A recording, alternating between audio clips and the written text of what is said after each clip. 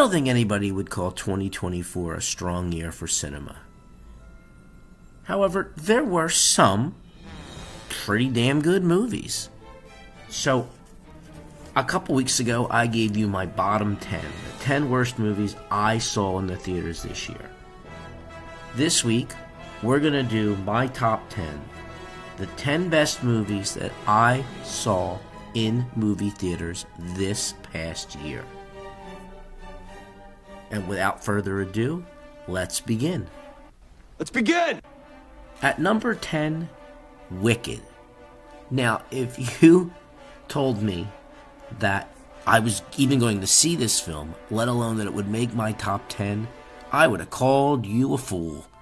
But I have to call them like I say them, and Wicked was an incredibly entertaining film.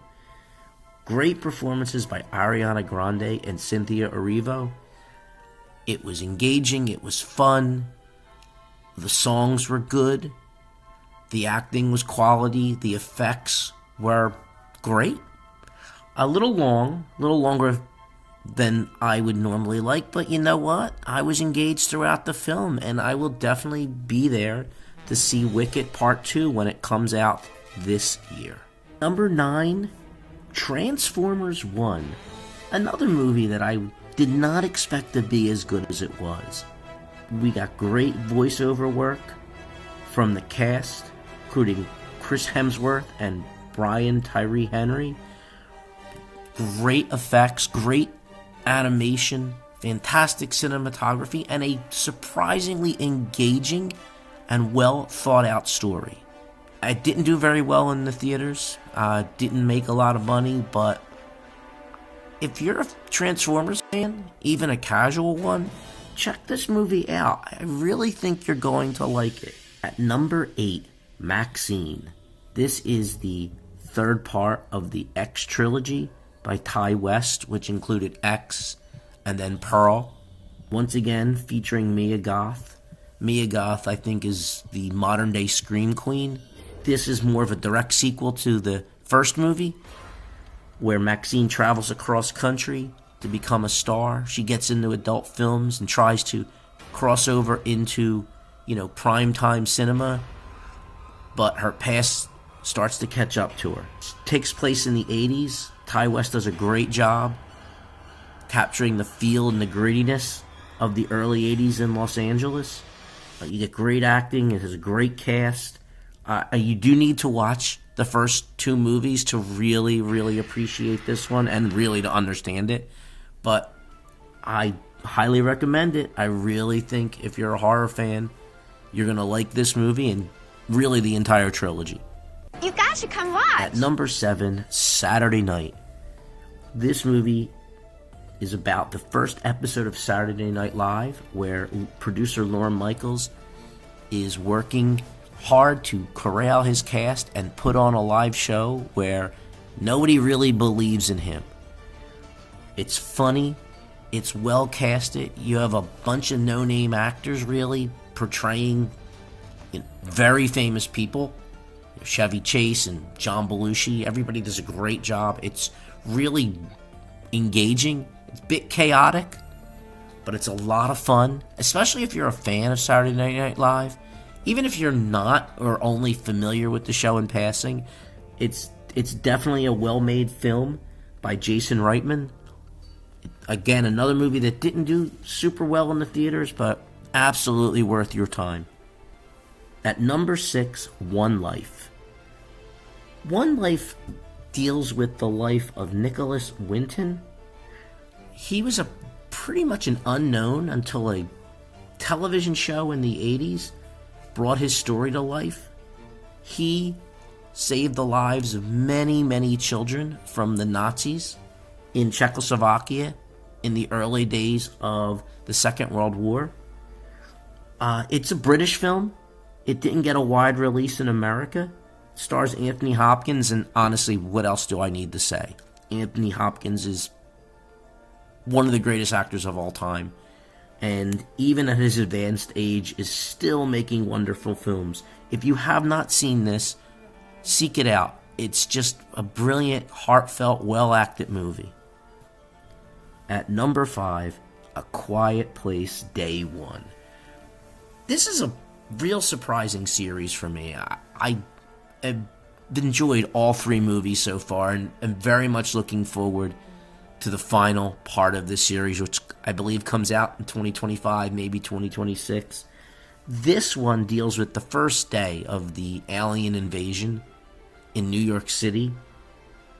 It's well acted. The cinematography is fantastic. The effects are great. The creatures are absolutely frightening. If you haven't seen this or haven't seen this series, you should watch all 3 of these movies. It's a perfect blend of sci-fi and horror. At number 4, The Bike Riders.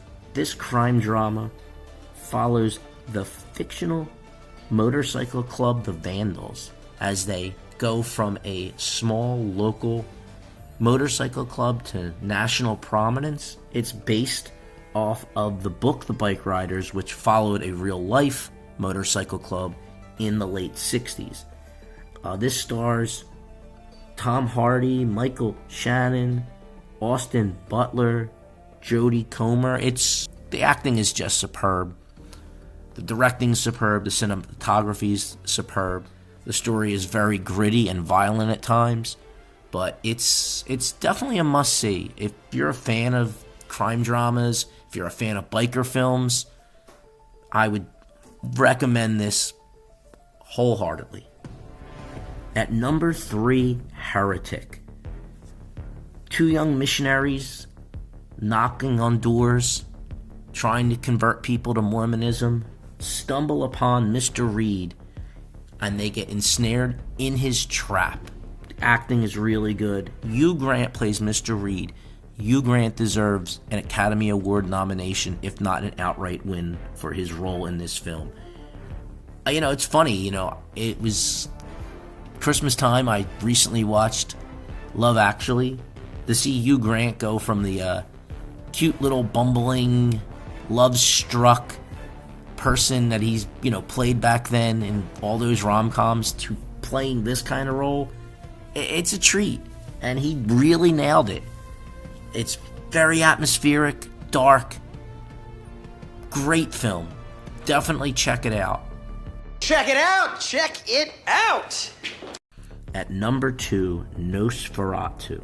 Yep, this was the movie I reviewed last week. Again, Robert Eggers knocks it out of the park. I know his movies aren't for everyone, but you cannot deny the man as a filmmaker. He's an auteur when it comes to this kind of stuff, making these dark, brooding, atmospheric movies. This one might be his best. Acting across the board is great. Bill Skarsgård, William Dafoe, Lily Rose Depp, Nicholas Hoult, Aaron Taylor Johnson. It's well casted, it's expertly directed, it's masterfully shot. It's just wonderfully scary. And number 1, my number 1 film of 2024. Drum roll, please. Dune Part 2. Dune Part 1 and 2 are just brilliant films. Denis Villeneuve does a masterful job bringing this pretty complicated story to life. The special effects are some of the greatest that you will ever see. The acting is phenomenal. Austin Butler, fantastic. And Timothée Chalamet, man, this guy's really growing on me. Wonka was great. He's great in this. He's great in A Complete Unknown. It really coming into his own as one of the better actors of our time. Well, there it is. My top 10 movies that I've seen in 2024. I hope you like the list. If you don't like it, tell me why. If you think I missed something, mention it in the comments. But that's all I have for you this week. Tune in next week where I'll give you my thoughts and feelings on the first movie that I've seen in 2025, whatever that is. In the meantime, click that like button, subscribe, leave a comment or a question, share this video with friends and enemies alike, and as always, thank you for giving me your valuable time, and I'll see you next week. Take care.